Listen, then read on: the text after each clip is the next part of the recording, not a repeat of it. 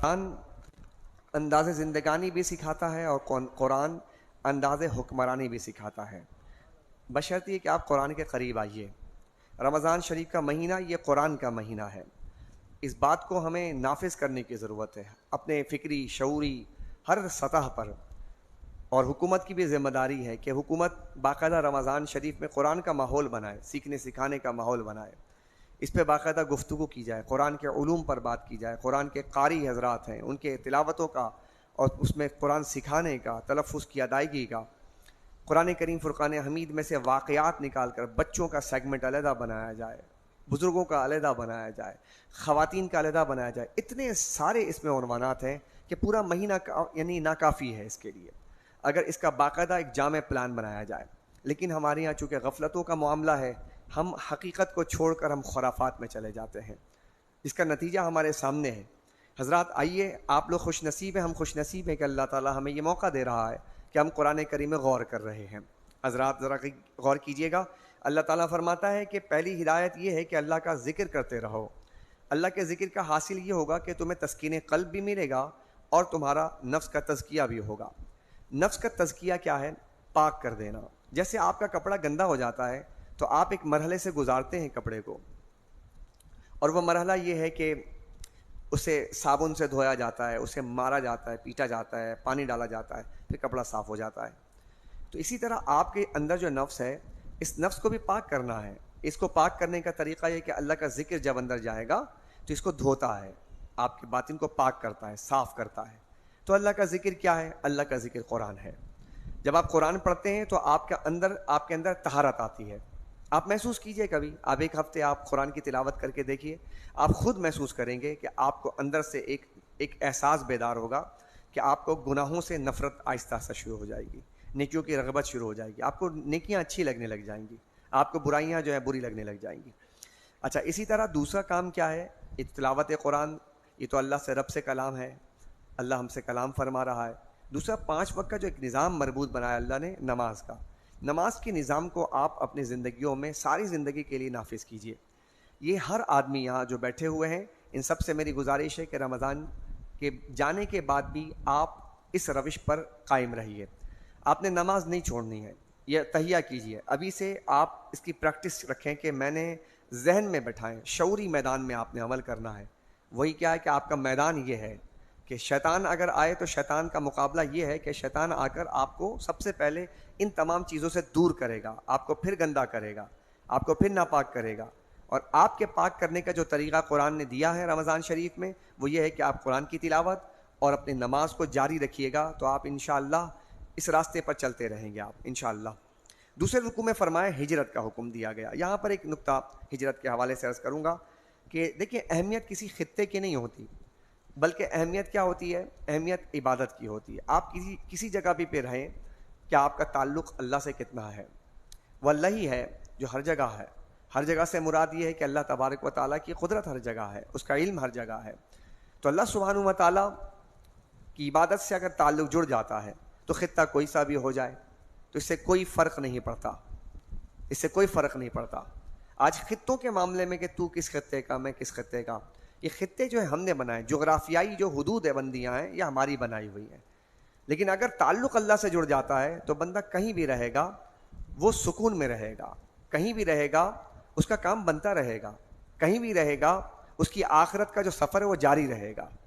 تو دیکھیے، اب آپ آج یہاں پر ہیں، کل یہ نوجوان ہیں، آج ہمارے یہاں جو برین ڈرین ہو رہا ہے، آگے اس موضوع پہ بھی میں کلام کروں گا، قرآن کی آیات کے ضمن میں برین ڈرین ہو رہا ہے، مایوسی پھیلی ہوئی ہے۔ اب آنے والا جو وقت ہے وہ ہم نہیں سمجھتے کہ ہمارے نوجوان ان کو کیا ہم دے کر جائیں گے، کیونکہ حالات بہت مشکلات کا شکار ہو رہے ہیں، یعنی مشکل سے مشکل ترین زندگی آ رہی ہے۔ جب ہم اتنی مشکلات سے زندگی کو گھسیٹ رہے ہیں، کھینچ رہے ہیں، تو ہماری جو نسل ہے جو سامنے بیٹھی ہوئی، ان کے لیے چیلنجز بہت زیادہ ہوں گے، اور وہ چیلنجز ہم دیکھ رہے ہیں اپنے آنکھوں سے۔ اچھا، ان بچوں کو اس کا شعور نہیں ہے، یہ بچے اس کو نہیں جان رہے، اس کو سمجھ نہیں رہے، یہ سمجھے سب اچھا ہے، سب اچھا نہیں ہے۔ ان کو پتہ نہیں ہے کہ یہ مشکلات جو ان پر جب کاندھے پر پڑے گی تو ان کو پتہ چلے گا کہ پھر جناب ہمارے ساتھ کیا ہو گیا ہے اور ہم کن مشکلات سے دوچار ہیں۔ آپ اور ہم تو پھر بھی تھوڑا سا گھسیٹ رہے ہیں اور اپنی زندگی کو سفید پوشی کا بھرم رکھ کر چل رہے ہیں، لیکن ان کے لیے زندگی گزارنا بہت مشکل ہو جائے گا۔ تو یہ چیلنجز ہیں. اس کا نتیجہ کیا ہو رہا ہے کہ مایوسی پھیلی ہوئی ہے ہمارے چار طرف. تو میں ذکر کروں گا کہ محفلوں میں جیسے ہجرت کا حکم اللہ نے دیا کہ اگر کسی جگہ پر آپ کو عبادت کرنے میں کوئی دشواریاں آ رہی ہیں, آپ وہ ملک چھوڑ دیجیے, آپ وہ جگہ چھوڑ دیجیے, آپ وہ علاقہ چھوڑ دیجیے آپ. اسی طرح بہت سے ایسے علاقے ہیں کہ جو بالکل بنجر قسم کے علاقے ہوتے ہیں. آپ اپنا مکان لیتے ہوئے اس بات کا خیال رکھیں کہ کیا میری عبادت کا پروٹوکول رہے گا وہاں پر, کیا عبادت کا انوائرمنٹ رہے گا. ایسا تو نہیں کہ میں اس علاقے میں, یہ ظاہری تو باغات بھی بعض ایسی جگہ ہوتی ہے, ظاہری باغات ہوتے ہیں, خوش نما پھول کھل رہے ہوتے ہیں, ٹھیک ہے, انوائرمنٹ اچھا ہوتا ہے. یہ انوائرمنٹ ظاہری ہے, یہ انوائرمنٹ عارضی ہے. کیا اس جگہ پر آپ کو کوئی عبادت کا ماحول بھی ملے گا, کوئی اچھے لوگ بھی ملیں گے, کیا عالم کی صحبت بھی ملے گی آپ کو؟ یہ بات آپ کو سوچنے کی ہے. تو اگر نہیں ملتا تو ہجرت کر جائیں, مائیگریٹ کر جائیں, مت رہیں وہاں پر, چھوڑ دیجیے آپ. اسی طرح آپ ایسی محفلوں کو چھوڑ دیجیے جن محفلوں میں بیٹھ کر آپ گناہوں کی لت میں پڑ جاتے ہیں, جن محفلوں میں بیٹھ کر آپ کے دوست وہ آپ کے دشمن ہیں کہ جو آپ کو راہ خدا سے برگشتہ کر دیتے ہیں. ایسی بہت سی محفلیں, یہ بھی آج کا بہت اہم ٹاپک ہے, اس زمانے کا, اس صدی کا, اس دہائی کا اور اس جنریشن کا بہت اہم ٹاپک ہے. ان بچوں سے میں گزارش کروں گا کہ تم جن محفلوں میں بیٹھتے ہو, یہ محفلیں بھی ایک صحبت ہیں. تم ان صحبتوں میں دیکھو, اگر تمہارے عبادت کرنے میں مخل ہے, تمہارے نظریات کو خراب کر رہے ہیں, مائیگریٹ کر جاؤ, چھوڑ دو اس محفل کو, چھوڑ دو ایسے دوستوں کو, مت رکھو ایسے دوستوں کو. یہ دوست تمہارے لیے خطرناک ہو جائیں گے, یہ دوست تمہیں برباد کر دیں گے. اس لیے مائیگریشن کا عمل ہر جگہ ہو, خواہ وہ محفلوں میں ہو, خواہ وہ جو ہے خطے میں ہو. پھر اسی طرح گناہ بھری زندگی انسان اختیار کر رہا ہے, تو آپ اس کو اپنے شعوری دنیا میں لا کر دیکھیں, یار میں کب تک گناہ کرتا رہوں گا. مائیگریٹ کر جائیے, نیکیوں والی زندگی کی طرف مائیگریٹ کر جائیے, توبہ کیجئے, گزر جائیے آگے, ہمت کیجئے. دیکھیے پھر آپ قاتل تھے, بڑے بڑے قاتل تھے, بڑے بڑے جناب سود خور تھے, بڑے بڑے شراب پینے والے تھے, مائیگریشن کی انہوں نے, مائیگریشن ہوئی ان کی, ہجرت کی انہوں نے, چھوڑ دیا اور پلٹ کے نہیں دیکھا. اللہ تعالیٰ نے, اللہ کی قدرت نے انہیں تھام لیا, ولایت کے منصب پر فائز کر دیا. ان کے تذکرے ہو رہے ہیں, ان کے عرس ہو رہے ہیں, ان کے ذکر و اذکار ہو رہے ہیں. ان کا ماضی کوئی نہیں جانتا, کوئی نہیں دیکھتا کہ وہ ماضی میں کیا تھے, ماضی بھلا دیا جاتا ہے. لیکن اگر آپ نے حال کو ٹھیک کر لیا تو آپ کا مستقبل اچھا ہوگا. اپنے حال کو دیکھو, یہی بتایا جا رہا ہے. مضامین قرآن یہی تو بتا رہے ہیں. یہ قصے کہانیاں نہیں ہیں, یہ لہو لعب نہیں ہے, بلکہ یہ آپ کے اور میرے دماغ کو, ذہن کو کھولنے کے لیے ہے کہ ہم نے کیا کرنا ہے, اس سے ہم کیا حاصل کر رہے ہیں, ہماری زندگی میں اس پہ کیا امپیکٹ کیا پڑ رہا ہے, یہ دیکھنا ہے ہم نے. اگلی رکوع جو ہے, جو خاص ہے, اس پہ ہم دیکھیں گے, جو آخری رکوع ہے. اس رکوع کو میں پڑھنا چاہوں گا آپ کے, میں حصول برکت کے لیے پڑھنا چاہوں گا, اور اس کے آیات کے جو ہے روشنی میں جو ہے آپ سے فیض لیتے ہوئے اس قرآن کی آیات سے میں آپ کے سامنے کچھ نکات رکھنا چاہوں گا. قرآن فرماتا ہے وَمَا هَٰذِهِ الْحَيَاةُ الدُّنْيَا إِلَّا اللَّهُ وَلَعِبٌ. لفظ بیان کر رہا, اصطلاحات ہیں قرآن کے, اکیڈمک ورڈنگز ہیں, فنی اصطلاحات ہیں. لہو لعب کہتے ہیں اس کو. لہو لعب کیا ہے؟ کہا کہ دنیا کی یہ زندگی تو صرف کھیل و تماشا ہے. آپ دنیا کی جو زندگی کس نگاہ سے دیکھتے ہیں؟ آپ اپنی نگاہ سے دیکھتے ہیں, آپ کو بہت مزہ آتا ہے, پیرس نظر آتا ہے, لندن نظر آتا ہے, آپ کو نیو یارک نظر آتا ہے, آپ کو ماریشس نظر آتا ہے, آپ کو مالدیپ کے ساحل نظر آتے ہیں, آپ کو کیلیفورنیا نظر آتا ہے. آپ دیکھتے ہیں, آپ بہت انسپائر ہوتے ہیں, آپ دنیا کو دیکھتے ہیں, فن لینڈ نظر آتا ہے, سوئٹزرلینڈ کے پہاڑ, خوبصورت باغات, یہ وہ بہت نظر آتا ہے آپ کو. آپ اپنی نگاہ سے دیکھتے ہیں, کھو جاتے ہیں آپ اس میں. یہ آپ کی ظاہری نگاہ ہوتی ہے. قرآن کی نگاہ سے دیکھیے. قرآن کہتا ہے یہ کیا ہے, یہ جو سب کچھ بنایا گیا ہے اس کی نگاہ سے دیکھیے, مومنانہ نگاہ سے دیکھیے. قرآن کہتا ہے یہ جو دنیا کی زندگی ہے صرف کھیل اور تماشا ہے. اب میں سوچوں اس بارے میں, مجھے سوچنا چاہیے کہ قرآن نے دنیا کی زندگی کو کھیل تماشا کیوں کہا. بات غور کرنے کی ہے. یہ الفاظ دنیا کے لیے کیوں بیان کیے اس نے؟ دنیا کے لیے کہا کھیل تماشا ہے. تو کھیل تماشا, چونکہ قرآن حکیم ہے, حکمت کی کتاب ہے, تو کھیل تماشا کیوں کہا اس کو؟ اس لیے کھیل تماشا کہا کہ جو کھیل تماشا ہوتا ہے نا, یہ تھوڑے دیر کا ہوتا ہے. کھیل تماشا کتنے دیر کا ہوتا ہے؟ آپ کرکٹ کھیلیے, چلیے کتنے دیر کھیلیں گے آپ؟ 2 گھنٹے کھیلیں گے, 1.5 گھنٹے, اس کے بعد ختم, وائنڈ اپ. آپ فٹ بال کھیلیے, فٹ بال کھیلیں گے آپ کتنے دیر کھیلیں گے؟ 1 گھنٹہ کھیلیں گے, بہت ہے آپ کے لیے. آپ کوئی بھی کھیل کھیل لیجیے, آپ اس کھیل کو آپ ایک عارضی عمل ہے, کھیل تماشا، اس کے بعد وائنڈ اپ ہے، پھر آپ آ جاتے ہیں اپنے. قرآن نے کیسے نفسیاتی بات بیان فرمائی ہے. یہ دنیا کی زندگی کھیل تماشا ہے، اتنا ہی ٹائم پیریڈ ہے جتنا کھیل تماشے میں لگتا ہے. اچھا اب یہ تو بتا دیا اس کا ٹائم پیریڈ کے حوالے سے. اب بتایا کھیل تماشا کیوں بیان کیا اللہ نے، کھیل تماشا بیان کرنے کی کیا ضرورت ہے. یہ بتا دیا کہ کھیل تماشے میں کون لوگ جاتے ہیں، یہ بھی بتا دیا. کھیل تماشے میں بچے جاتے ہیں، ناسمجھ لوگ جاتے ہیں. کھیل تماشے میں بے عقل لوگ جاتے ہیں، عقل مند لوگ نہیں جاتے. عقل مند لوگ تو اپنے کام میں لگے رہتے ہیں. اللہ اکبر، قربان جاؤ قرآن کے الفاظ پر. قرآن کیسے کھولتا ہے ذہنوں کو یار. اللہ اکبر. مطلب قرآن کہہ رہا ہے کھیل تماشا ہے. عقل مند کب کھیلتا ہے بھائی؟ کبھی سائنسدان، کوئی بڑے بڑے انجینئر کوئی کھیل تماشوں میں تھوڑی لگے رہتے ہیں. وہ اپنے ریسرچ میں لگے رہتے ہیں، وہ اپنے علوم میں لگے رہتے ہیں، وہ ان کاموں میں نہیں لگے رہتے ہیں.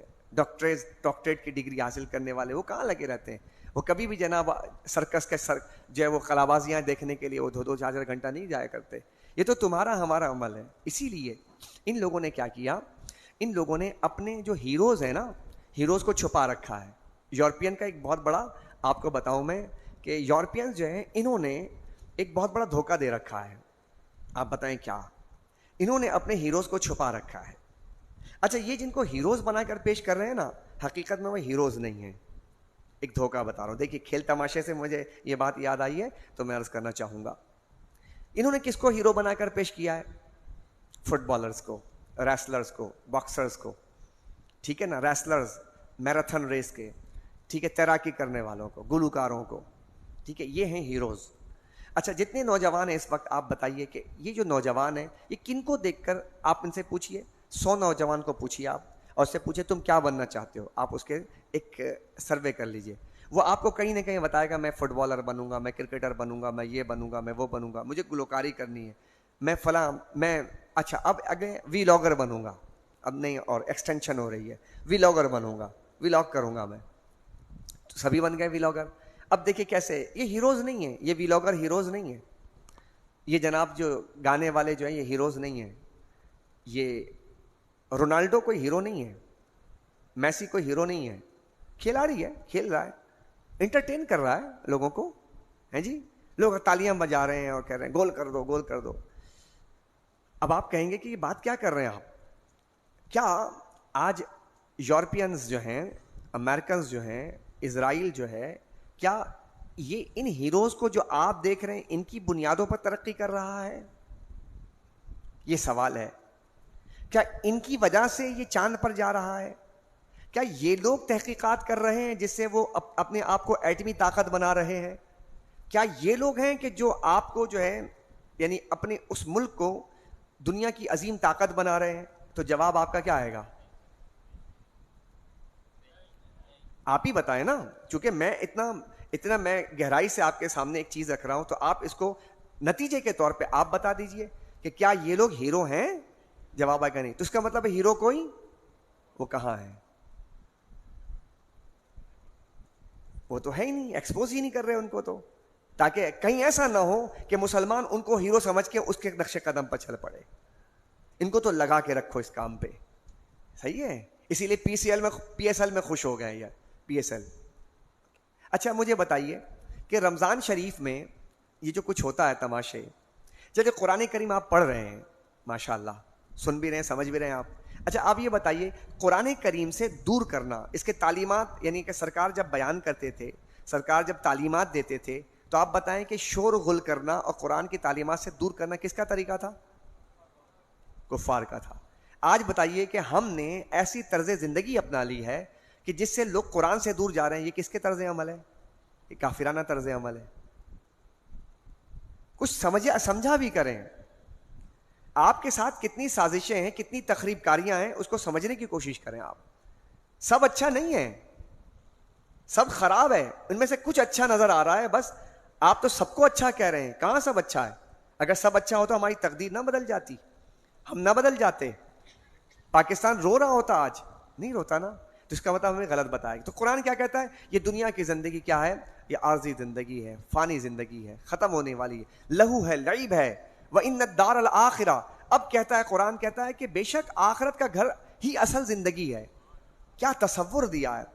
آج یہ کہتے ہیں جو کرنا یہیں کر لو، جو لینا یہیں لے لو، بس یہی ہے زندگی. آپ بتائیے کیا یہ سارے کے سارے بیٹا سب آ جائے ابھی آ جائے؟ یہ کافرانہ سوچ ہے. مومنانہ سوچ کیا ہے؟ کیا یہ دنیا کی زندگی کھیل تماشا ہے، اس میں مت دماغ لگاؤ، بس یہاں پہ ایسے رہو جیسے ایک مسافر رہتا ہے. بس اصل زندگی آخرت کی زندگی ہے. کیا قرآن کہہ رہا ہے؟ اصل زندگی. تو اس لیے اپنے دماغ، اپنے شعوری دماغ کے اندر یہ بات بٹھا لیجئے کہ ہم جو کچھ کر رہے ہیں یہ سب آخرت کے لیے کر رہے ہیں. ہماری توجہ آخرت پہ ہونی چاہیے. اگر آپ یہ نہ کر سکے تو آپ نے بہت بڑا نقصان کیا ہے اپنا.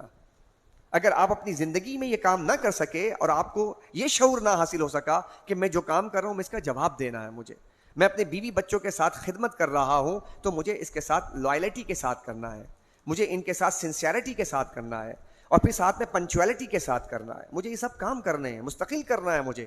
اگر میں نہیں کروں گا تو میری پکڑ ہو جائے گی، مجھے اللہ کے سامنے جواب دینا پڑے گا. تو جب آپ اس طرح کریں گے تو آپ اس دنیا میں رہ کے اس کی تیاری کر رہے ہوں گے. اور اگر آپ اس سوچ کو نکال دیں گے تو آپ اور کافرانہ سوچ میں کوئی فرق نہیں رہے گا. وہ بھی یہی کر رہے ہیں اور آپ بھی یہی کرنے لگ جائیں گے.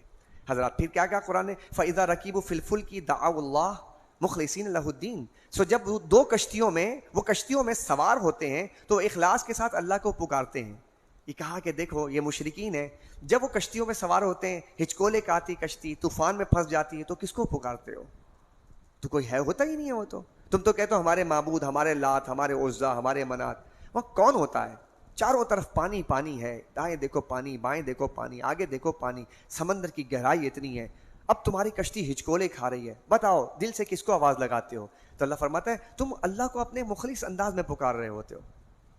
تو جب تم اس جگہ اللہ کو پکارتے ہو تو خشکی میں آ کے بھول کیوں جاتے ہو؟ یہ دیکھ رہے ہیں آپ، مضامین دیکھیں آپ. فَلَمَّا نَجَّاهُمْ إِلَى الْبَرِّ إِذَا هُمْ يُشْرِكُونَ. پھر اللہ جب وہ انہیں سمندر سے بچا کر خشکی کی طرف لے آتا ہے تو وہ اسی طرح پھر شرک کرنے لگ جاتے ہیں، پھر بھول جاتے ہیں اللہ تعالیٰ کو. یہ جو یعنی کہ آنا جانا لگا رہتا ہے نظریات کا، یہ بیان کیا جا رہا ہے. کبھی بندہ ادھر آتا ہے. یاد رکھیے گا مومن کیا ہے، مومن کو کیا کرنا ہے. مومن کا ایمان گھٹتا بڑھتا ہے. مومن کا ایمان کیا ہوتا ہے؟ گھٹتا بڑھتا ہے نا، گھٹتا بڑھتا ہے. اس کو ایک مثال کے ذریعے سمجھیے گا. آپ چل رہے ہیں ہدایت کے راستے پر، بس ایمان گراوٹ کی طرف جائے گا، آپ نے کیا کہا؟ اس کو پھر اٹھانا ہے آپ نے. پھر تھوڑا آگے جائیں گے، پھر گراوٹ کی طرف جائے گا، پھر اٹھانا ہے آپ نے. اگر گر گیا آپ تو آپ کا سفر مکمل نہیں ہوگا. آپ کو یہ سمجھنا ہوگا. آپ کے ساتھ چاروں طرف یہ ہے کہ آپ کی ایمان کھینچنے والے کشش ہے، وہ گرا دیں گے آپ کو. تو جو گر جائے، ہاں فرشتے نہیں ہیں ہم، چونکہ ان کا ایمان اوپر نیچے نہیں ہوتا. فرشتے ہیں نا، ہم انسان ہیں. ہمارا جو ہے ایمان نیچے اوپر ہو رہا ہے، ہم نے اس کو بار بار اٹھانا ہے، بار بار آگے چلنا ہے، پھر اٹھانا ہے، پھر چلنا ہے، پھر اٹھا. جس وقت ہم نے وہیں تکیہ کر لیا بس ہم ناکام ہو گئے. تو کیا کرنا چاہیے ہمیں؟ ہر وقت دیکھنا ہے کہ کون سی ایسی چیز ہے جو میرے ایمان کو کمزور کر رہی ہے، کون سی ایسی چیز ہے، کون سی ایسی محفل ہے جہاں پہ میرا ایمان جو ہے وہ ضائع ہو رہا ہے. آپ کو دیکھنا ہے، پھر اٹھانا ہے، محفل چھوڑ کر پھر آگے بڑھنا ہے آپ نے. پھر کہا لیکفروا بما آتیناہم ولیتمتعوا، تاکہ وہ ان تمام نعمتوں کی ناشکری کریں جو ہم نے ان کو دی ہے اور اس دنیا سے عارضی فائدہ اٹھائیں، پس وہ ان قریب جان لیں گے. کیا انہوں نے یہ نہیں دیکھا کہ ہم نے حرم کو امن کی جگہ بنا دیا؟ اب ان کو بتایا جا رہا ہے، اہل مکہ کو بتایا جا رہا ہے. دیکھیے قرآن کا اسلوب دیکھیے آپ. اہل مکہ کو کیا بتایا جا رہا ہے؟ اس کو بتایا جا رہا ہے اللہ کی نعمت تم پر کیا ہے. تم پہاڑوں کے ارد گرد، توجہ ہے، پہاڑوں کے ارد گرد تم گھرے ہوئے ہو، تمہارے پاس کوئی سرسبز و شاداب زمین نہیں ہے، چاروں طرف سے خطرہ لگا پڑا ہے تمہیں، کوئی حملہ کر دے گا، کوئی آ جائے گا قبضہ کر لے گا. تم اس خوف کی حالت میں وہاں پر رہ رہے ہو مکہ کے سرزمین میں، ٹھیک ہے نا. سامنے کوئی باغات نہیں ہے، پتھریلی زمین ہے، تو وہاں پر تو کوئی سرسبز و شادابی نہیں ہے. بھائی زرخیز علاقہ تو نہیں ہے نا، وہ پتھریلی زمین ہے. تم گھرے ہوئے ہو، تمہیں دو خطرے ہیں. ایک خطرہ حملہ ہے، حملہ ہو جانے کا ہے، اس سے یعنی تمہیں خوف دامنگیر ہے، امن ختم ہو جائے گا، کوئی قبضہ نہ کر لے کیونکہ کہیں سے بھی کوئی آ سکتا ہے. اور دوسرا تمہیں اناج کی قلت کا خطرہ ہے، بھوکے نہ مر جائیں، آئے گا کہاں سے مال، کیسے رزق آئے گا. یہ تمہیں دو خطرے. قرآن کیا کہتا ہے سنیے گا. قرآن کہتا ہے کہ اللہ اکبر، کیا انہوں نے نہیں دیکھا کہ ہم نے حرم کو امن کی جگہ بنا دیا ہے، حالانکہ ان کے گرد و نواح سے لوگوں کو اغوا کر لیا جاتا ہے. ہم نے، اللہ کہتا ہے ہم نے بنایا ہے، ہم نے اس کو امن کی جگہ بنا دی ہے. ایسے امن کی جگہ بنائی ہے کہ اگر اس حرم کے اندر کوئی جانور بھی آتا ہے تو اس کو بھی امن مل جاتا ہے. دیکھیں آپ، یہ دماغ ان کے دماغ کو کھولا گیا اور کہا گیا کہ دیکھو یہ امن کی جگہ ہے، اللہ نے امن کی جگہ بنا دیا ہے، یہاں قتل و غارت گری نہیں ہوتی. آج بھی دیکھیں آپ کہ کیسے امن کی 1400 سال گزر گئے، امن کی جگہ بنا رکھا ہے اللہ نے. پھر فرمایا کہ اور اللہ کی نعمت کو تو نہیں مانتے، اس سے بڑا کون ظالم ہوگا جو اللہ پر جھوٹا بہتان باندھے، یا جب ان کے پاس حق آ جائے تو اس کو جھٹلا دے. یہ ہے سورہ عنکبوت کا اختتام کہ جس میں اللہ تعالیٰ نے اتنے زبردست مضامین بیان فرمائے. اب آئیے اگر آپ کی اجازت ہو تو میں اگلا موضوع لوں. سورہ روم کھولتے ہیں ہم، ایک ایک موضوع لیتے ہیں. وقت کے دامن میں اتنی گنجائش نہیں ہوتی کہ میں گنہگار و سیاکار اس پر کوئی زیادہ کلام کر سکوں. میرا علم بڑا محدود ہوتا ہے اور میں بڑی مشکل سے یہ باتیں عرض کر دیتا ہوں آپ کے سامنے، چونکہ پڑھ کے آنا پڑتا ہے، یاد کر کے آنا پڑتا ہے. کوئی اتنا قابل اور سمجھدار ہوں نہیں میں، اس لیے اپنے سامنے کتاب وغیرہ لکھ کر لاتا ہوں. حضرات سورہ روم ہے، سورہ روم بھی مکی صورت ہے. اب دیکھیے یہاں پر ایک چیز سمجھیے گا. پہلے ایک بات آپ کو سمجھنے کی ضرورت ہے کہ ہمارے اس وقت جس وقت ہم موجود ہیں، جس ملک میں موجود ہیں اور جس ماحول میں موجود ہیں، اس وقت کیا ہو رہا ہے؟ یہاں کیا ہو رہا ہے؟ تسلسل کے ساتھ نظریاتی تخریب کاری ہو رہی ہے. ایگری کریں گے آپ مجھ سے؟ تسلسل کے ساتھ نظریاتی تخریب کاری، یعنی ان کے نظریے کو برباد کرو. اور میں آپ کو بتاؤں کہ یہودیوں کا ایک کلپ میں نے ابھی دیکھا، وہ وائرل بھی ہوا پڑا ہے، کہ یہودی عالم اور آپس میں ڈسکشن کر رہے ہیں. وہ کہہ رہے ہیں کہ ہمیں اگر مسلمانوں کو کمزور کرنا ہے تو ہمیں ان کا تعلق حدیث سے کمزور کرنا پڑے گا، ان سے حدیث کو دور کرنا پڑے گا. یہ دیکھیں تخریب کاری، نظریاتی تخریب کاری. اور اس کی ایک مثال میں نے حد کے حوالے سے کل دی تھی، یاد آ رہا ہے کچھ؟ کہ دیکھیں نظریاتی تخریب کاری کیسے ہو رہی ہے کہ وہ حد ہے ہی نہیں، فقہی اصطلاح ہے، حدیث میں آیا ہی نہیں. تو دیکھیں اب وہ انکار حدیث، 20 احادیث میں جو حد کی جو اصطلاح بیان کی گئی اس کا انکار کر دو. تو کیا ہے کہ آہستہ آہستہ ایک ایک چیز کر کے وہ جو ہے اس کو نکال دیا جائے تاکہ مسلمانوں کے پاس جو یہ رہے نہ، وہ بالکل بانجھ ہو جائیں. اچھا، نظریاتی تخریب کاری ہو رہی ہے اور 5th جنریشن وار کے اندر ایک ٹول کے طور پر جو ہے وہ استعمال کیا جاتا ہے. کیا کہ پوری قوم کو ڈی مورلائز کر دیا جائے، ڈی مورلائزیشن کا شکار کر دیا جائے. کیا مطلب ڈی مورلائزیشن کا شکار کرنے کا مطلب کیا؟ حوصلہ شکنی، حوصلہ افزا باتیں نہ کی جائے. جتنے لوگ آپ کے بیٹھے ہیں وہ صرف آپ کے جس ارد گرد میں، یہ جو ہمارا نوجوان آج پریشان ہے نا، اس کی پریشانی کیوں بڑھ رہی ہے؟ حوصلہ شکنی ہر طرف، ڈی مورلائزیشن کا شکار ہو گئے ہم. آپ کا نوجوان اس وقت، میری حکومتی ادارے سے بھی گزارش ہے کہ آپ خدا را اس پہ دیکھیں. آج کا آپ کا نوجوان پاکستان سے مایوس ہو گیا ہے، وہ یہاں رہنا نہیں چاہتا ہے. اس کی وجہ کیا ہے؟ دوسری 5th جنریشن وار کا ٹول کیا ہے؟ پہلا تو یہ کہ آپ کی حوصلہ شکنی کی جا رہی ہے، دوسرا ڈی اسٹیبلائزیشن، کہ آپ کو عدم استحکام کا شکار کر دیا جائے، عدم استحکام کا شکار کر دیا جائے. اور بدترین عدم استحکام کا شکار ہے ہم. معاشی بحران ہمارا شدید ترین ہے. یہ بات مکمل کرنے کے بعد میں آگے سورہ روم کی روشنی میں عرض کرنا چاہوں گا. تو اب اس کا حل کیا ہے؟ اس کا حل یہ ہے کہ اگر ڈی مورلائزیشن کی طرف آ رہے ہیں تو مورلائزیشن کو جو ہے فروغ دینا پڑے گا. ہمیں حوصلہ افزا باتیں کرنی پڑیں گی، اپنے قوم کے بچوں کو بتانا پڑے گا، ہمیں بتانا پڑے گا کہ گھبرانے کی ضرورت نہیں. اس سے زیادہ، جیسے میں کئی دروس کے اندر اس بات کو بار بار کہتا ہوں کہ اس سے زیادہ مشکل حالات آئے ہیں اسلام پر، اور اسلام اپنی جگہ کھڑا رہا ہے، اس کے ماننے والے کھڑے رہے. وقت آیا گزر گیا، پھر اسلام موجود ہے. اسلام پہ بہت دفعہ اوقات آئے. تاتاریوں کا حملہ چھوٹا حملہ نہیں تھا، بڑا حملہ تھا. ایسا لگتا تھا کہ خس و خاشاک کی طرح اسلام جو ہے نا بالکل مٹ جائے گا.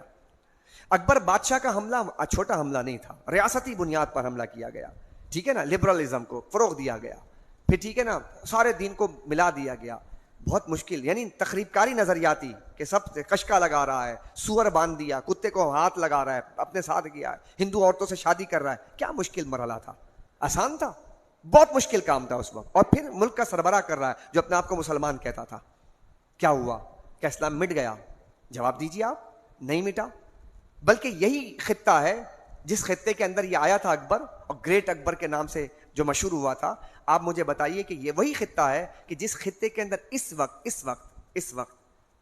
اسٹل 25 کروڑ مان لیتے ہیں پاکستان، 25 کروڑ ہندوستان، 25 کروڑ مان لیتے ہیں بنگلہ دیش، سب کانٹیننٹ کی بات کر لیتے ہیں ہم، تو یہ آپ بر صغیر جسے آپ کہتے ہیں سب کانٹیننٹ کی بات کرتے ہیں, 75 کروڑ انسان مسلمان یہاں پہ رہتا ہے. اگر اوور آل آبادی پورے عالم اسلام کی دیکھ لیں آپ تو 2 ارب کی آبادی میں 75 کروڑ یہاں رہتا ہے, جہاں پر اتنے بڑے بڑے حملے ہوئے تھے. نہیں سمجھ رہے آپ؟ یہاں تو اسلام کو اسپین میں ہوا ایسا, اسپین میں 850-900 سال مسلمانوں حکومت کی, آج نہیں ہے ہم وہاں پر. وہاں ہوا یہ کام, اس جگہ ہوا ایسا کام ہوا کہ مسلمان بالکل وہاں پہ خس و خاشاک کی طرح مٹ گیا. وجہ کیا ہے؟ بزرگوں کا جو یہاں پر انٹرفیئر ہے, بزرگوں کی جو یہاں پر صحبتیں ہیں. اب آپ عالم اسلام کو پورا دیکھ لیں تو جہاں پر یعنی ہم زوال پذیر ہوئے تو وہاں پر بزرگوں سے تعلق کمزور ہوا تو مٹ گئے ہم. یہاں بزرگوں کے ساتھ تعلق جڑا رہا تو 75 کروڑ کی تعداد میں, اور سب سے زیادہ آپ کو پریکٹیکل مسلم ملیں گے تو آپ کو بر صغیر میں ملیں گے. کیسے؟ داڑھی والے, امامے والے, نماز پڑھنے والے, تہجد پڑھنے والے, اللہ کو ماننے والے, رسول پر جان چھڑکنے والے, ناموس مصطفیٰ کا دفاع کرنے والے, گستاخ رسول کو سزائیں دینے والے, آپ کو سارے یہاں ملیں گے. کیسے آئے؟ کون ہے؟ آپ سے پوچھنا چاہتا ہوں, حکومت نے کوئی کردار ادا کیا؟ جواب ہے نتھنگ. کیا کوئی آپ کے کالج اور یونیورسٹی نے یہ پیدا کیا؟ جواب ہے نتھنگ. نہیں, انہوں نے نہیں کیا. تو پھر آج یہ جو اسلام آپ کو نظر آ رہا ہے یہ کس نے کیا؟ یہ مدارس عربیہ نے کیا اور وہاں بیٹھے ہوئے علماء نے کیا, جس کو آج ڈیگریڈ کیا جا رہا ہے کہ انہوں نے کیا کیا ہے, انہوں نے یہ کیا ہے. کہ آج آپ کا اسلام محفوظ ہے, آج اسلام آپ کا بچا ہوا ہے, کتابوں میں بچا ہوا ہے, عمل میں بچا ہوا ہے. بات سمجھ رہے ہیں؟ اب دیکھیے, اب ڈی مورلائزیشن کا آج ہمارا نوجوان جو مایوس ہے تو اس کی وجہ جب یہ ملک کو مستقل گراوٹ کی شکل میں دیکھ رہا ہے تو پھر دوسرے ملکوں کو دیکھتا ہے, وہ بڑی طاقتوں کو دیکھتا ہے. اب وہ جناب وہاں پر اپلائی کر رہا ہے, کوئی جرمنی کر رہا ہے, کوئی جناب فرانس کر رہا ہے, کوئی لندن کر رہا ہے, کوئی آسٹریلیا کر رہا ہے. یہ میں جانتا ہوں, جن نوجوانوں سے میرے انٹریکشن ہے, تعلقات ہیں, وہ نوجوان یہی کہہ رہے ہیں کہ امام صاحب یہاں کچھ رکھا نہیں ہے. بلکہ ان کے باپ اور ماں مجھ سے کہہ رہے ہیں, کہتے ہیں امام صاحب آپ بھی اپنے بچوں کو, یعنی یہاں تک حالت ہو گئی ہے کہ ہم جیسے لوگوں کو بھی لوگ سمجھا رہے ہیں. اندازہ لگا رہے ہیں آپ؟ اتنا گراوٹ کا شکار ہو چکے ہیں ہم کہ ہم جیسے لوگوں کو جو حوصلہ افزا باتیں کر رہے ہیں ان کی حوصلہ شکنی بھی کی جا رہی ہے. یعنی اتنا گراوٹ اس معاشرے کا ہو چکا ہے. تو ہمیں کیا کرنا ہے اس وقت ہمارے پاس جو چیلنج ہے, علماء اور مشائخ جو ہیں ان کو میدان میں آنا پڑے گا. اس وقت علماء اور مشائخ کو میدان میں آنا پڑے گا. اور میدان میں آنے کے بعد 75 سال سے جو ہم نے یہ کہا تھا کہ اسلام حل ہے, تو انہوں نے باقاعدہ طور پہ اس پہ کام کرنا ہے علماء اور مشائخ کو, کہ وہ بتائیں آگے بڑھ کر ریاستی اداروں کو کہ ہمارے پاس سلوشن ہے. آج وقت آ گیا ہے, آج وقت تمام مکاتب فکر سے میں عرض کرتا ہوں حضرات, اگر یہ بات, چونکہ میں چھوٹی منہ بڑی بات ہو جاتی ہے, لیکن سارے مکاتب فکر, آپ کا موضوع اس وقت رفع یدین نہیں ہے, 20 رکعت نماز تراویح نہیں ہے, 3 طلاق ایک نشست میں واقع ہوتی کہ نہیں ہوتی یہ نہیں ہے. آپ کا یہ موضوع نہیں ہے کہ آپ بیٹھ کر کے جناب جو ہے نا یہ چشتی رسول اللہ اور تھانوی رسول اللہ یہ بات کریں. آپ یہ موضوع نہیں ہے آپ کا. آپ کا موضوع اس وقت یہ ہے کہ آپ کا ملک گر رہا ہے, برباد ہو رہا ہے, بددیانتی ہے, خیانت ہے, مس مینجمنٹ ہے آپ کے یہاں. آپ کیا کر رہے ہیں اس کے لیے؟ آپ کیا سوچ رہے ہیں اس کے لیے؟ آپ کو بڑھنا پڑے گا, آپ کو بتانا پڑے گا کہ ہمارے پاس حل ہے, سلوشن ہے. بالکل ویسے ہی جیسے یوسف علیہ السلام کی عزیز مصر سے ملاقات ہوئی تو آپ نے اس وقت کہا تھا کہ بالکل جناب تتر بتر تھا, مس مینجمنٹ تھی, آگے جناب قحط تھا, آگے حالات خراب ہونے جا رہے تھے, اور خواب دیکھا تھا, اس خواب کی تعبیر بڑی بھیانک تھی. حضرت یوسف علیہ السلام نے تعبیر بتائی, اس کے ساتھ سلوشن بھی بتایا. انہیں کہا پھر حل کیا ہے؟ کہا حل یہ ہے کہ خزائن الارض کا امین مجھے بنا دیا جائے, میں یہ قبول کروں گا اور میں آپ کو مینجمنٹ چلا کر دکھاؤں گا اور اس گرداب سے میں نکال کر قوم کو دکھاؤں گا. یہ قرآن نے بتایا ہے, قرآن نے حل دیا ہے. آپ حضرت یوسف کے واقعے کو صرف واقعہ پڑھ رہے ہیں. قرآن کہتا ہے احسن القصص, بہترین قصہ ہے. اس میں کیا قصہ بیان کیا؟ اس میں جہاں پر یوسف علیہ السلام کے بچپن کے واقعات, جوانی کے واقعات, خواتین کے واقعات بیان کیے, کیا وہاں پر آپ کو ایک بادشاہ کی شکل میں ایک مینجمنٹ کو سنبھالتا ہوا کیا نہیں دکھایا گیا ہے؟ کیا نہیں بتایا گیا ہے کہ انہوں نے کس انداز میں 7 سال جو ہے انہوں نے کس طرح خوبصورتی کے ساتھ اس قوم کو نکالا؟ اگر آج کا کوئی حکمران ہوتا برباد کر دیتا, لیکن یوسف علیہ السلام کی تدبیر تھی, حکمت تھی, اعلیٰ ظرفی تھی, علم تھا, تدبر تھا, غور و فکر تھا, اور مینجمنٹ کے اعلیٰ ترین آپ مقام پر فائز تھے کہ آپ نے پوری قوم کو بلکہ اطراف و اکناف کی قوم کو بھی آپ نے اس قید سے باہر نکالا اور انسانیت کو مرنے سے بچا لیا تھا آپ نے. ہمیں بڑھنا پڑے گا, آج نکلنا پڑے گا, ہمیں بتانا پڑے گا ہمارے پاس معاشی حل ہے, معاشی حل بتانا پڑے گا. ایک دوسری بات, ہمارا یہ حال ہے کہ اس وقت ہم 1956 سے ڈومینین رہے, 1956 تک ڈومینین رہے ہم, مطلب ہم 9 سال تک, ہمارے پاس 9 سال تک ہمارا آئین نہیں تھا, ہم 9 سال تک غلامی کی زندگی گزارتے رہے, برٹش غلامی تھی, آزاد ہو کر بھی ہم غلام تھے 1956 تک. مطلب ہماری حالت یہ ہے کہ ہم 9 سال تک ہم آئین نہ بنا سکے.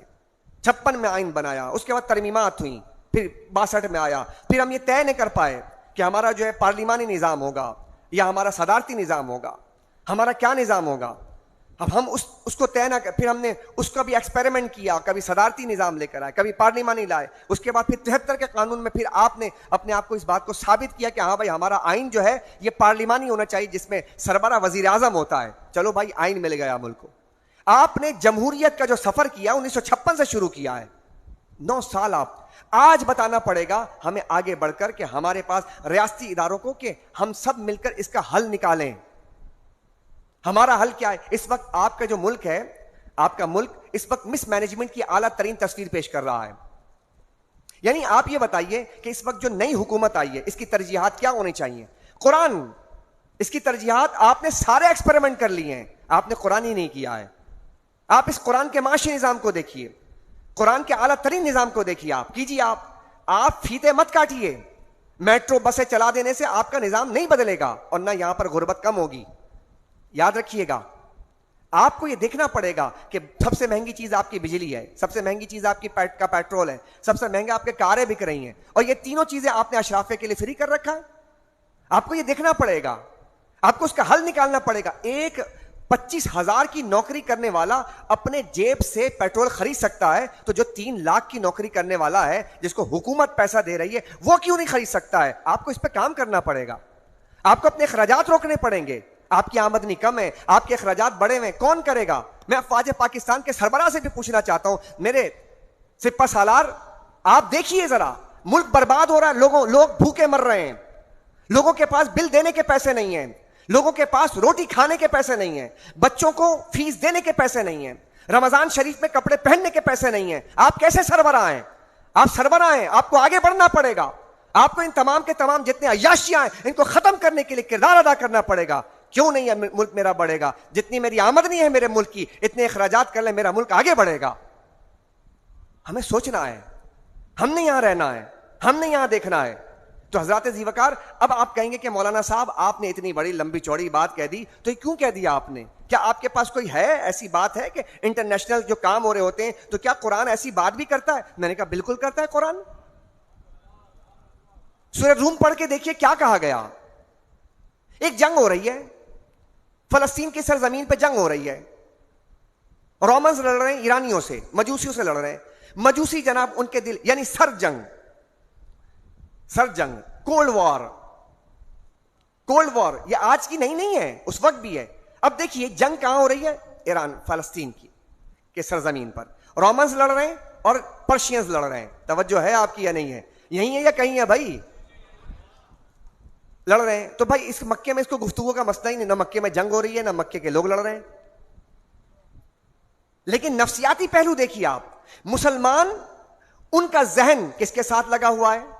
وہ جو اہل کتاب ہے ان کے ساتھ لگا ہوا ہے. اور یہ جو مشرک ہیں ان کا دماغ کہاں لگا ہوا ہے؟ وہ جو مجوسی ہیں ان کے ساتھ لگا ہوا. دیکھیں کولڈ وار, اب بحث ہو رہی ہے, اور بحث کس لیول پر ہو رہی ہے؟ صدیق اکبر کے لیول پہ ہو رہی ہے. خوشی کا اظہار ہے, بات ہو رہی ہے. اس نے کہا کہ ہاں دیکھا نا ایرانی کیسے مار رہے ہیں رومیوں کو, ایسے ہم بھی ماریں گے تمہیں وقت آنے پر. یہ بات ہو رہی ہے. اب دیکھیں ڈی مورلائزیشن وہاں بھی ہے کہ مسلمان آگے بڑھا تھا, اب ان کو بتایا جا رہا ہے کہ دیکھو ادھر دیکھ رہے ہو نا, ایسے تم بھی پیٹو گے. اس میں کیا ہوا؟ مورلائزیشن کو کیسے امپروو کیا؟ نبی پاک صلی اللہ علیہ وسلم کے پاس جب یہ مسئلہ آیا تو حضور نے کہا ہاں جا کے اس کو بولو کہ جو کچھ عرصے کے بعد فی بضع سنین 10 سال لے لو, اور 10 سال کے بعد رومی غالب آ جائے گا ایرانی پر. وہ مغلوب کر رہے تھے, مسلمانوں کو ڈرا رہے تھے. سرکار دو عالم صلی اللہ علیہ وسلم کی یہ الفاظ کیا ہے؟ مسلمانوں کو حوصلہ دے رہے تھے. سبحان اللہ کہہ رہی. بولیے, میں نے یہ نقطہ آپ کو یہاں سے بتایا کیونکہ یہ واقعہ تو واقعہ بیان کیا نا, لیکن اس میں سے میں یہ نقطہ آپ کو سامنے جو رکھ رہا ہوں اس کو سمجھنے کی ضرورت ہے کہ حضور حوصلہ بڑھا رہے ہیں کہ ہاں دیکھنا. اور پھر یہ حوصلہ اتنا بڑھایا کہ قرآن نے پیشن گوئی کی. سنیے پھر قرآن کیا کہہ رہا ہے, ابھی ہوا نہیں تھا, ابھی رومی ہار گئے تھے. اب قرآن کیا کہتا ہے, الف لام میم غلبت الروم, رومی ایرانیوں سے مغلوب ہو گئے. فی ادنى الارض وهم من بعد غلبهم سيغلبون, قریب کے سرزمین میں اور وہ اپنے مغلوب ہونے کے بعد ان قریب دوبارہ غالب ہوں گے. قرآن کہہ رہا ہے وہ دوبارہ غالب ہوں گے, ابھی ہوئے نہیں ہیں. اور وہ جتنے مشرکین تھے وہ کہنے لگے دیکھا ایرانیوں نے ہرا دیا, اب تو ہم بھی تمہیں ہرائیں گے, اور تم لوگ دیکھو ایسے جیسے وہاں ہوا نا ایسے تمہارے ساتھ ہوگا. قرآن کہتا نہیں, غالب آ جائیں گے فی بضع سنین, چند سالوں میں. فی بضع سنین, تو بدر کا جو لفظ ہے یہ 9 سال تک کے اس میں استعمال کیا جاتا ہے, عرب کرتے ہیں. تو 10 سال کر لو, شرط لگ گئی صاحب. بالکل اللہ تعالیٰ نے اس پیشن گوئی کو اس دن پورا کیا. پتہ کس دن؟ جس دن بدر کا مارکا ہو رہا تھا. ادھر بدر کی فتح کی نوید سنائی گئی اور ادھر رومیوں کے ایرانیوں پر غالب ہونے کی فتح کی نوید سنائی گئی. اور قرآن کریم کا جو یہ معجزہ کہ قرآن نے جو پیشن گوئی کی تھی وہ حق اور سچ ثابت ہو کر رہی. سبحان اللہ کہہ دیجئے. تو دیکھیے اب آپ انٹرنیشنل افیئر کی بات کر رہے ہیں قرآن, عالمی سطح پہ جو جنگیں ہوتی ہیں اس کی بات کر رہے ہیں قرآن. آج اگر آپ بات کریں, یہ ہم نے اپنے دماغ کو بند کر دیا. کھولو دماغ, نکلو اس سے کہ تو مولوی ہے, میں جناب دنیا دار ہوں, فلاں ہے. آپ دیکھیں دنیا دار, اور اس کی 7ویں آیت میں پڑھ رہا ہوں اور پھر اسی پہ اکتفا کرنا چاہوں گا. حضرات 7ویں آیت ہے سورہ روم کی, 7ویں آیت پڑھ رہا ہوں میں. یعلمون ظاہرا من الحیات الدنیا وہم عن الآخرۃ ہم غافلون. وہ ظاہری دنیاوی زندگی کا علم رکھتے ہیں, وہ ظاہری زندگی کا علم رکھتے ہیں, دنیاوی زندگی کا علم رکھتے ہیں, اور وہ آخرت سے وہی غافل ہیں. قرآن کیا کہہ رہا ہے؟ آخرت سے غافل کون ہوگا؟ جو ظاہری دنیا کا علم رکھے گا. یہاں پر اللہ سبحانہ و تعالیٰ نے کیا فرمایا اس آیت کریمہ؟ دنیا دار لوگوں اور دیندار لوگوں کی سوچ اور فکر کا فرق بیان کر دیا. دنیا دار کیسے سوچتا ہے اور دیندار کیسے سوچتا ہے, اب فیصلہ آپ نے کرنا ہے. یہاں پر میں اپنی گفتگو ختم کروں گا آج, ایک بالکل پیک پر, کلائمیکس پر لا کر میں یہ گفتگو ختم کرنا چاہوں گا. مجھے اور آپ نے فیصلہ کرنا ہے کہ جو آپ علم حاصل کر رہے ہیں, اس علم کے حاصل کر, میری گفتگو پچھلے درس قرآن میں انفارمیشن, معلومات جمع کر رکھی آپ نے, اب اس سے آگے کی بات کی جا رہی ہے. یہ تو عام لوگوں کا ہے کہ انفارمیشن جمع کرتے کہتے بہت بڑے ہم فنکار بن گئے, عالم بن گئے, یہ لوگوں کا معاملہ ہے. لیکن جن کے پاس دنیاوی علم ہے حقیقت میں, جو zoology, botany, science, medical, physics, chemistry, یہ سب جو پڑھ رہے ہیں, میتھمیٹکس جو پڑھ رہے ہیں, یہ بھی تو علم ہے نا. ایسا نہیں کہ اس علم کا انکار کیا جائے, ہمیں پڑھنا ہے اس کو. یہ جو پڑھ رہے ہیں, اس کے پڑھنے کے بعد یہ کیا چاہتے ہیں, ان کا دماغ کہاں جاتا ہے, یہ سنیے گا. قرآن کیا کہتا ہے, پھر سنیے قرآن کی آیت کریمہ. یعلمون ظاہرا من الحیات الدنیا, وہ ظاہری دنیاوی زندگی کا علم رکھتے ہیں اور وہ آخرت سے وہی غافل ہیں. کہتے ہیں کہ اس کے یعنی اکثر لوگ کفار ہیں, ان کو صرف دنیا کا علم ہے, اور ان کو دنیا کا علم بھی کامل نہیں ہے. ان کو دنیا کا علم صرف ظاہری ہے. وہ دنیا کی رنگینیوں, اس کی زیبائشوں, اس کی لذتوں, اور دنیا میں کھیل کود کی انواع اور تجارت اور حصول آمدنی کے ذرائع اور عیش و عشرت کے اقسام کا علم رکھتے ہیں. کیا خیال ہے آپ کا؟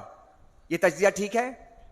یہ تفسیر ٹھیک ہے کہ یہ جو پوری دنیا ہے اس وقت, ٹیکنالوجی, سائنس, عیش و طرب, میک اپ انڈسٹری, وائن انڈسٹری, پھر اسپورٹس انڈسٹری, پھر جناب آپ کے جو ہے کلاتھ انڈسٹری, پھر بوٹ انڈسٹری, نہ جانے کون کون سی انڈسٹری آپ دیکھیں. آپ اس کے بعد ٹیکنالوجی کی دنیا میں آ جائیں تو پھر آپ دیکھیں گے پھر یہ کیا کہتے ہیں موبائل انڈسٹری.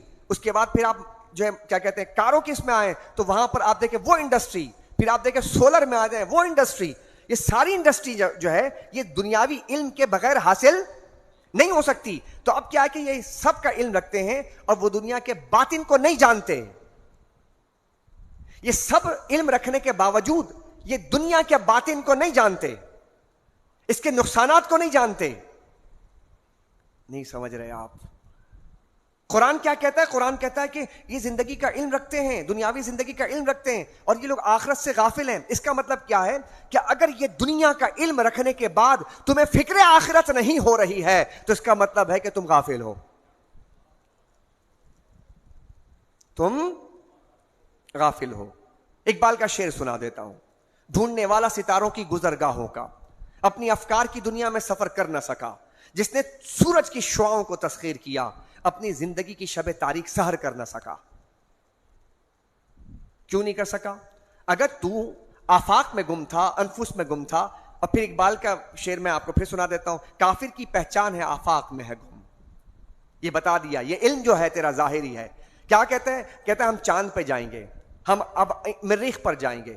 اسے آپ اندازہ لگائیے کہ یہ جو ایلن مسک ہیں یا اس طرح کے جو گماشتے ہیں آج کل دنیا میں, آپ مجھے بتائیے کتنے اربوں روپے, کھربوں روپے اس بات پہ خرچ ہو رہے نہیں کہ وہاں جانا ہے.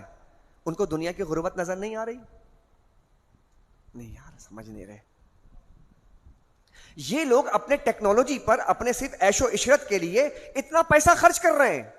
کیا ان کو نظر نہیں آ رہا ہے کہ آج دنیا میں ایتھوپیا میں جناب ادھر ادھر دائیں بائیں لوگ جناب غریب بیچارے مسکین جن کو روٹی نہیں, کھانے کو نہیں مل رہا, اناج کی قلت ہے, کیا یہ کام نہیں کر سکتے؟ کر سکتے ہیں. لیکن کیا مسئلہ ہے؟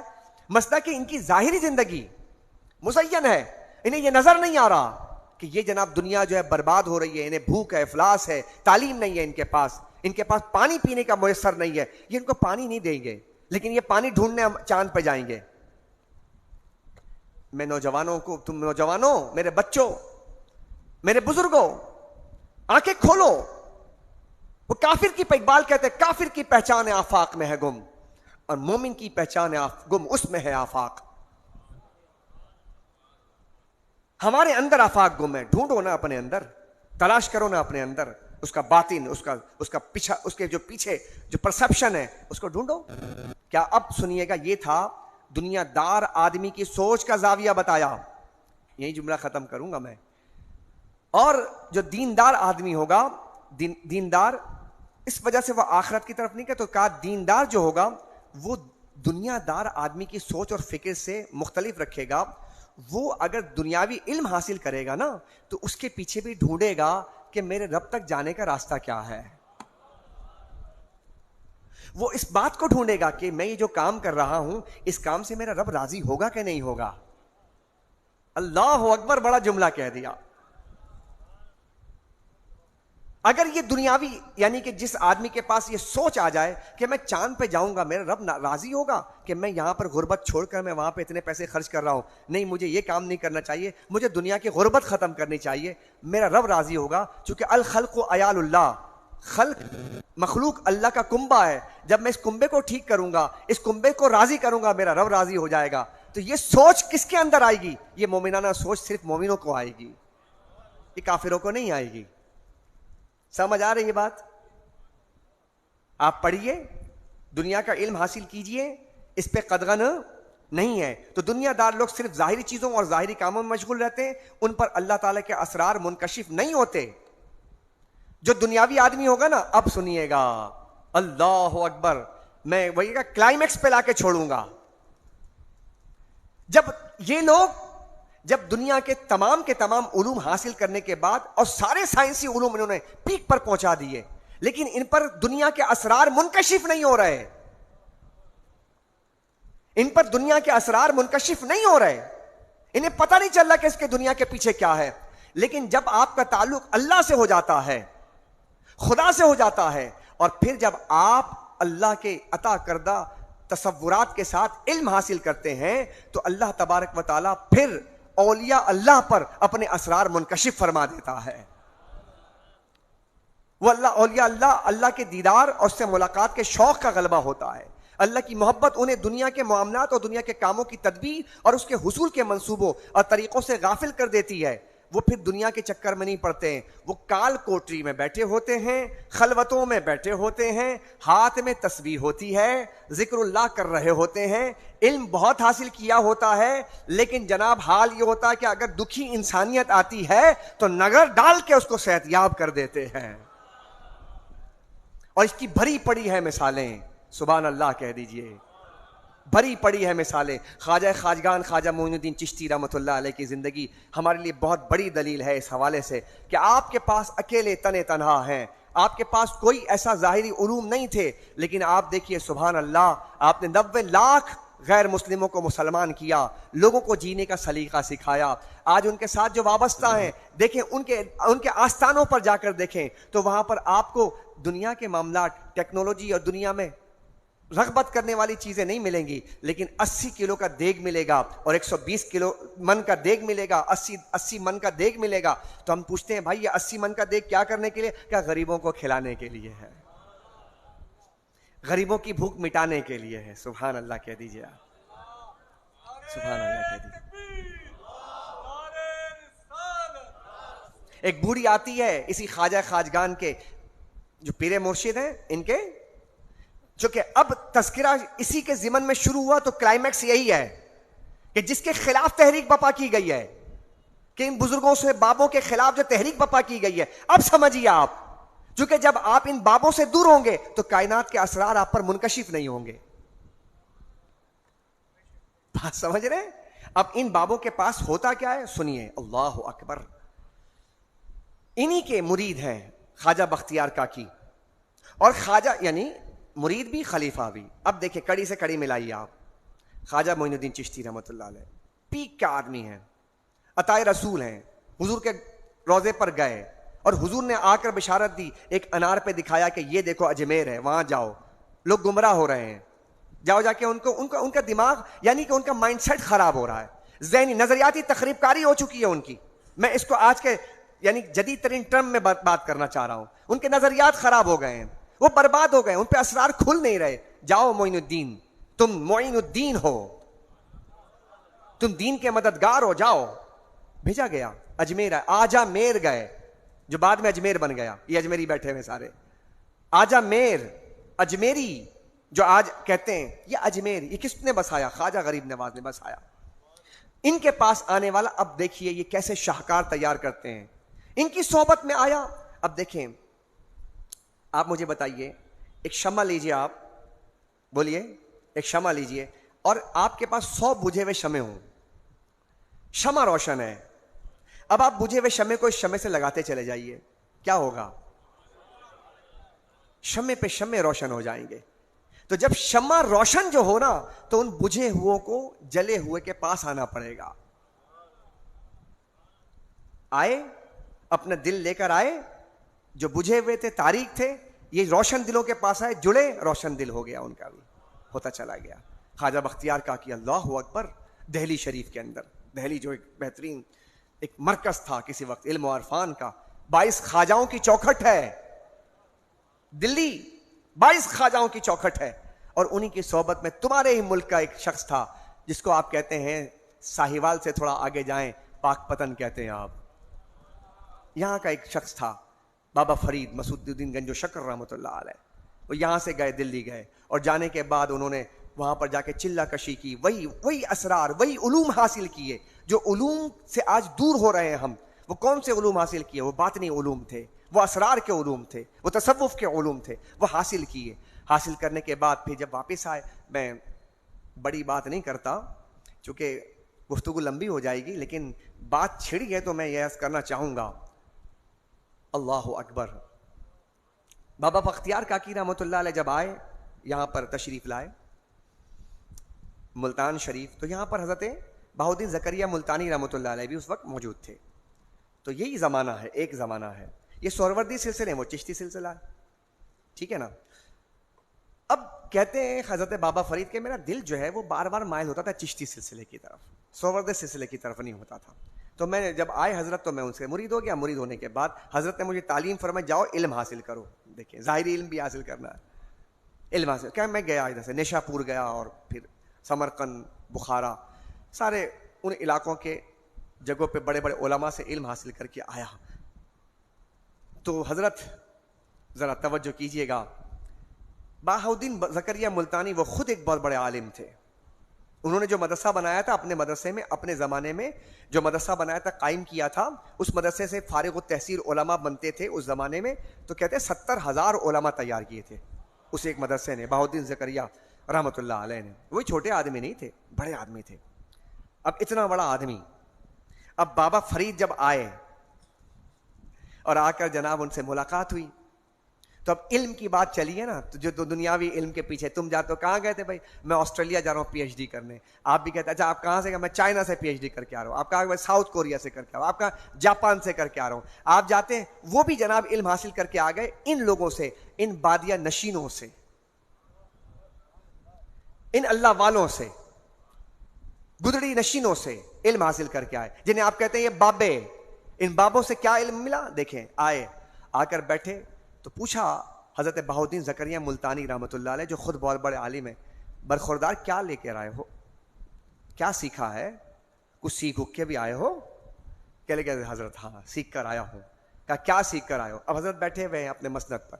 کہنے لگے حضرت یہ سیکھ کر آئے ہوں کہ اگر میں آپ کے مسند کو اشارہ کروں نا ایسے، تو آپ کا مسند اوپر چلا جائے گا. ایسے اشارہ کیا تھا کہ مسند اوپر ہونا شروع ہو گیا. تو بہاؤالدین زکریا ملتانی کا اچھا برخدا سمجھ گیا تم کیا سیکھ کر آئے ہو. کیسے منکشف ہوتے ہیں اسرار. اب یہ جو بچے بیٹھے ہوئے ہیں ان کو پتہ ہی نہیں یہ کون سی علوم بات ہو رہی ہے بھائی، چونکہ ہم اس راستے پر گئے نہیں نا. اب ایک کمپیوٹر سائنس کے طالب علم سے انجینئرنگ کی بات کریں، بولے گا بھائی میرا تو مسئلہ ہے. تو پھر آپ اگر وہاں کہتے ہیں میرا مسئلہ نہیں ہے، تو یہاں پر پھر آپ لب کشائی کیوں کرتے ہیں؟ نہیں سمجھ آتا تو چپ تو رہیں. ہم تو نہیں کہتے کہ ہاں کوئی سائنس کا علم یعنی کہ BScs کچھ ہوتا ہی نہیں ہے، ہم تو نہیں کہتے. حالانکہ ہم اس شعبے سے وابستہ، ہم کہتے ہیں نہیں وہ بھی علم ہے، ہم کہتے ہیں وہ بھی علم ہے. تو بھائی یہ بھی علم ہے نا. اچھا اب سنیے گا، غریب بات چلی تھی غریبوں سے. ایک عورت آئی، کہنے لگی حضرت وہ میرے پاس جو ہے نا پیسے نہیں ہیں، بچی کی شادی کرنی ہے، کیا کروں؟ حضرت نے کہا ٹھیک ہے بیٹھ جاؤ، ایک مٹی کے ڈلی لے کر آ جاؤ. ان شارٹ کہہ رہا ہوں، واقعہ طویل ہے. تو وہ مٹی کی ڈلی لے کر آ گئی. حضرت نے پڑھا، قرآن کی آیتیں پڑھی، اور پڑھنے کے بعد ایسے پھونکا، وہ سونے کا بن گیا. کہاں سے لاؤ گے ایسا علم؟ کہاں سے لاؤ گے ایسا علم؟ تو تم جو ہو وہ انہی بابوں کے خلاف جو ایک کیمپین چلا رہے ہو، اس کا مقصد ہمیں سمجھ آ رہا ہے کہ تم چاہتے ہو کہ ہم بانجھ ہو جائیں، ہمارا تعلق ان سے ٹوٹ جائے. نہیں، ہمارا تعلق ٹوٹے گا نہیں. ہم ٹوٹنا چاہتے ہیں تو کہیں اللہ اصحاب کہف کا ذکر کر کے ہمارا تعلق بڑھا دیتا ہے. ہم ٹوٹ رہے ہوتے ہیں کہ کہیں اللہ آصف بن برخیہ کا ذکر کر کے ہمارا تعلق بڑھا دیتا ہے.